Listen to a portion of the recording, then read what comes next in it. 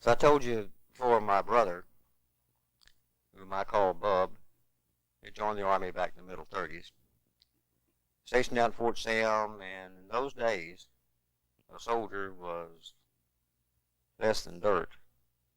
I suppose in Navy towns, the sailor was the same, the sailor and the Marine were the same, but anyway, one Christmas he bought me a tricycle, a brand new bicycle down there at San Antonio, and he hitchhiked home for Christmas carrying that bicycle or tricycle in his hand.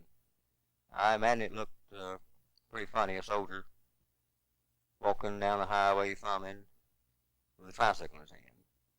He said he didn't have any trouble getting the ride, so I guess he figured that a soldier must be pretty safe if he's carrying a tricycle. A little later on, I got my first bike. Bought it at a used place over at Georgetown. Paid $8 for it. It was a big old bike, much bigger than the bikes you have today. It had not solid tires, but they weren't balloon tires either. Just tubeless. And of course, riding it out, there wasn't much place to ride except out on the county road. But I'd drive around here and there and get thorns in it, and have a flat nearly all the time.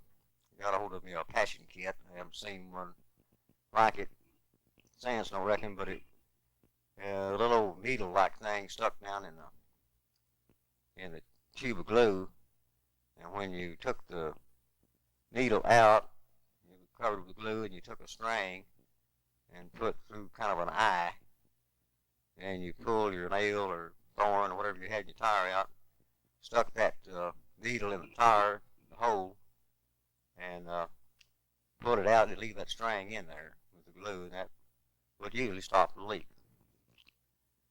I paid $8 for that bike, cotton picking money. Seemed like an awful lot of money, but a bike I had to have. Another time, I was fooling around with the car, an old Model T, for some reason. I can't remember what it was. But somehow I come up with a can of kerosene, and I got some on the car. And it was a black Model T, and where I put that kerosene on, it looked real good. And I thought to myself, well, I'll just shine this old car. So I shined that entire car with kerosene. Daddy got home, and of course you could smell the kerosene all over the place. He knew what it done. I mean, sure I did it. Nobody else around there would do such a stupid thing. Anyway, the dirt road in front of the house, the mailman went on, a few others. It settled the dust all over the car, and there we had the ugliest car in the county. But I thought for a little while I was doing something great. We used that Model T in another fashion besides transportation.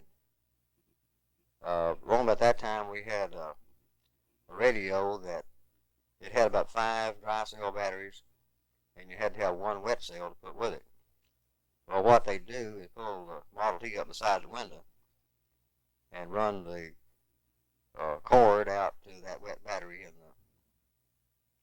in the car, combined with the dry batteries that were in the house. You had a radio. Well, naturally, if you use radio too much, or if you use it at all, practically, it run the battery down. So when it come time to go to town on Saturday and church on Sunday, if we happen to miss going to town on Saturday, we needed the car. That's the one time we ever used it. Battery's down. We have to push it out to the road and push it off that hill there going toward McCormick's, and hope it started. We had a crank. I can't remember. Something was broke about it, but anyway, pushing it was deemed the best way to do it or something.